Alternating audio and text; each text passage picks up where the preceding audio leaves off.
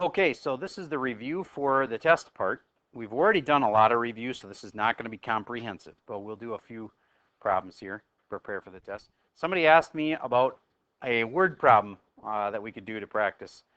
So here's a word problem for you. You have a flag that you want to make in a ratio of 3 to 1, 3 times as long as it is wide. And then you know that your flag has to have an area of 10,000 square centimeters on it. Maybe it's the flag that's going to go on your ship and you're in a sailing race and they say your flag must have at least an area of 10,000 square centimeters. Well then, number one thing is draw a picture and label it. You don't know how long these are, but don't call them X and Y. At least you could call them length and width, but even then you have two variables, which you can't solve two variables if you only have one equation. So let's make this X and let's make this what? 3X. Or W and 3W if you want to use W for width. All right. Then always start with the purest form of the formula, because you know what people do? They go length times width. That is not the purest form of the formula. What if I tell you the area, which I did, and you don't know where to put it? So you need to say area equals length times width. That's the pure form of that formula. And now I have a spot for my 10,000, and I have a spot for the length, which is the longer of the sides, and a spot for the width. So it's 10,000 equals 3x times x. Now, I want you to think for just a second. Do you get that this is a parabola? 3x squared. Do you get that this is a line that's really, really high up on the graph, but it goes straight across? And the other one's a parabola that's going like this. Do you get how there's two answers, but there's really not two answers? There's two answers because it hits twice, but then one of these, what's that called? Well, it is a negative, and it's not allowed. Do you know what that's called?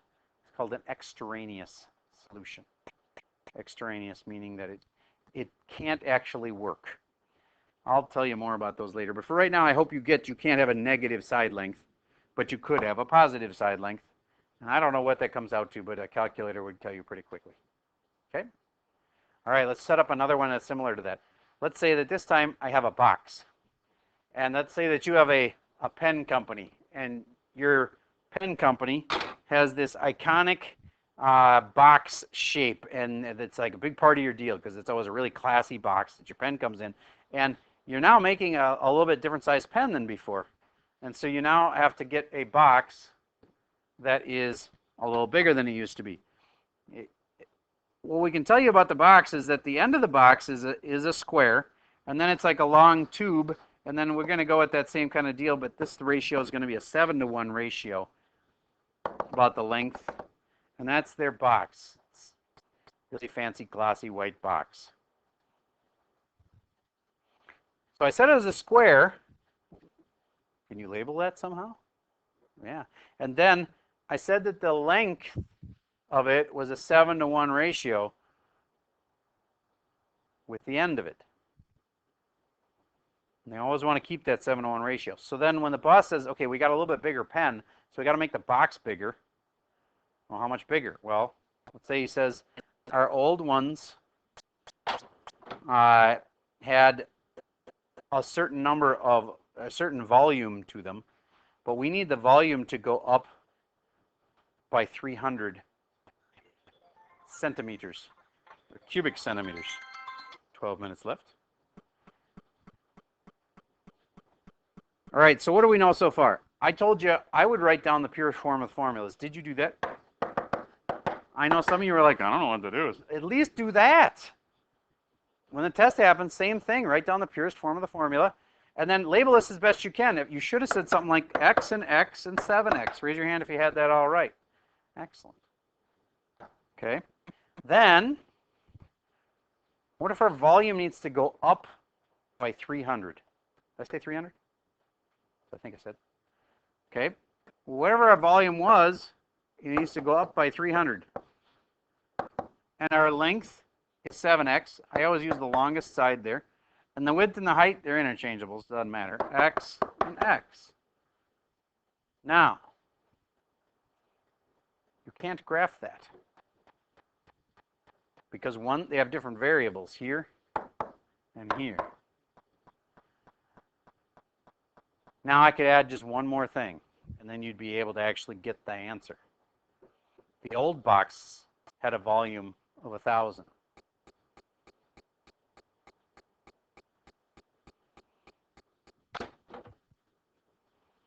Now all of a sudden it's 1,000 plus 300 is 1,300 equals 7x times x times x. And you've written the equation. Now if we gave you a calculator, we could also ask you what is x? And then you would graph both sides and see what they cross. Let's say that it did something like this. Is it possible that a degree 3 thing could look kind of like that? It's supposed to be a snake. Okay. And then we've got an answer that's like somewhere in this zone. Why would I have to limit it?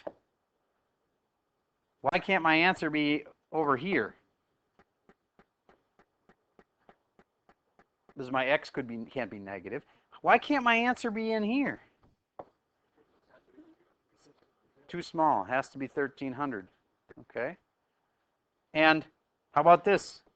What's the domain of x then? What's the smallest x can be? We don't know how small it was before, but would you agree that x has to at least be bigger than 0?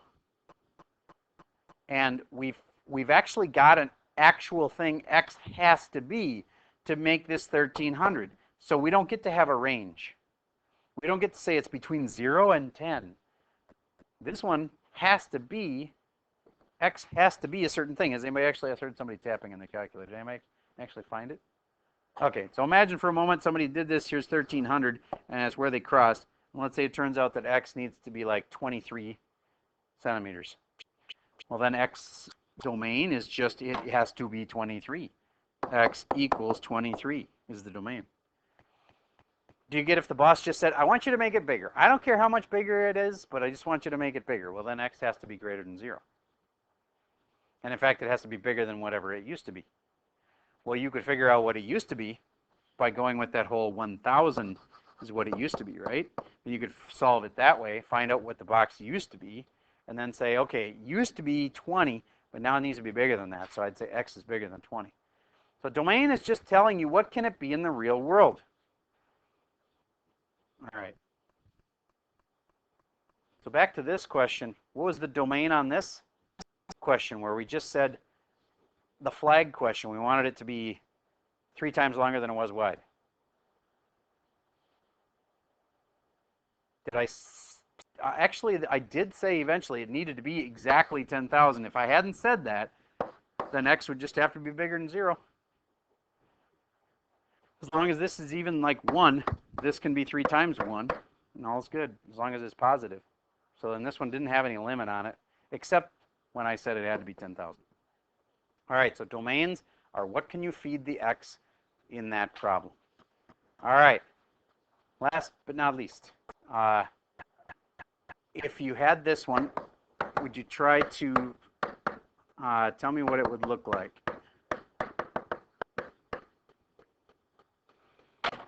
Make a sketch of that thing for me. I'll pause while you try that. Okay.